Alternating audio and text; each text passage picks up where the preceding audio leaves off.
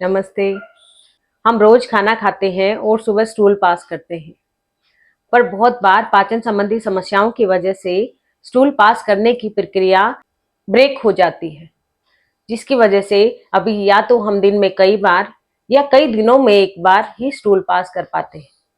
और जब हम ज्यादा तला भुना मैदे वाला भोजन खाते हैं तो उसको पचाने में दिक्कत होती है। और पाचन संबंधी ये वाली समस्या केवल भोजन की वजह से ही नहीं, हमारे सोचने के तरीके, हमारा रहन सहन, हमारी दिनचर्या और हमारे मौसम पर या हमारे शरीर में होने वाली अन्य बीमारियों पर भी निर्भर करती है। इसलिए रोज स्टूल पास करने के साथ साथ हमारी पूरी आहार नली की सफाई की आवश्यकता होती है।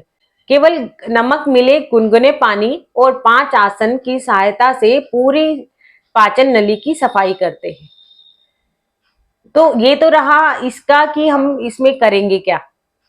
इससे पहले हम ये जान लें कि इसको कौन कर सकता है। इसको वैसे तो सभी कर सकते हैं और सबको करना भी चाहिए, पर कुछ लोगों को, जैसे मेंस्ट्रुएशन साइकिल चल रही है, प्रेगनेंसी है, हाई बीपी रहता है हमेशा ही, और हर्निया की समस्या है, या अभी हाल ही में कोई सर्जरी हुई है, तो कुछ दिन के लिए इसको अवॉइड करें। जब आपको सही लगे तो आप इसका अभ्यास कर सकते हैं। किसको यह अभ्यास जरूर करना चाहिए? अगर किसी के पाचन संबंधी समस्या ज्यादा रहती है, पाचन संबंधी समस्याओं में हमारा केवल पेट का ही नहीं आता है, हमारी जो शुगर वाली प्रॉब्लम है वो भी हमारी पाचन से ही जुड़ी हुई समस्या है।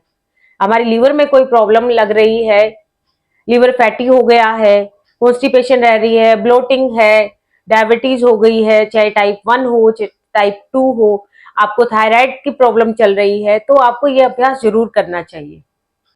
क्योंकि जिस तरीके से हम अपने घर की सफाई करते हैं, उसी तरीके से हम अपने शरीर की सफाई भी करते हैं, और विशेष अवस्थाओं में हम घर की बहुत गहराई से सफाई करते हैं। तो उसी तरीके से आवश्यकता अनुसार हम अपने शरीर की भी बहुत गहरी सफाई करते हैं। और संघ प्रक्षालन इसी गहरी सफाई के लिए आसान, सुरक्षित और सरल उपाय है।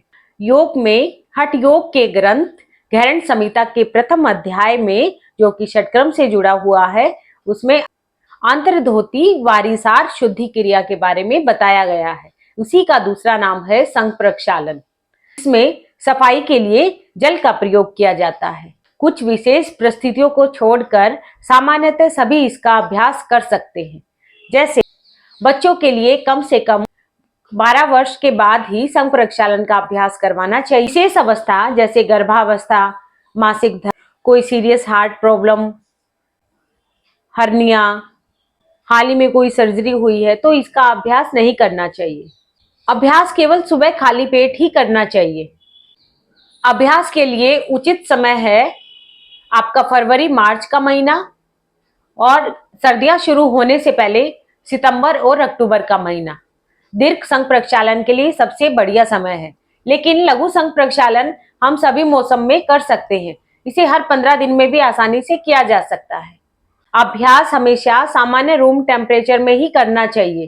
तेज हवा चल रही हो या एसी में बैठकर या तेज धूप में बैठकर इसका अभ्यास नहीं करना चाहिए।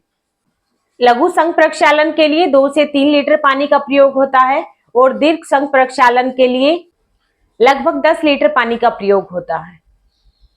इसमें हम एक बार में लगभग 600 ml नमक मिला गुनगुना पानी लेते हैं, और 5 आसन, ताड़ासन, तिर्यक ताड़ासन, कटी चक्रासन, तिर्यक भुजंगासन और रुद्राकर्षण आसन का अभ्यास करते हैं।